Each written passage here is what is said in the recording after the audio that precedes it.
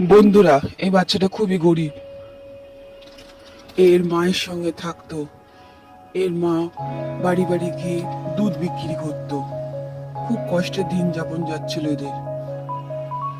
একদিন এর মা খুবই অসুস্থ হলো, আর এ ডিসাইড করলো এ নিজেই বাড়ি বাড়ি গিয়ে দুধ বিক্রি করবে। তখন সেই পথে ওরা এগিয়ে যাচ্ছিল, হঠাৎ রাস্তায় একটি কুকুরের সঙ্গে দেখা হলো। কুকুরটা খুবই ক্ষুধার্ত ছিল।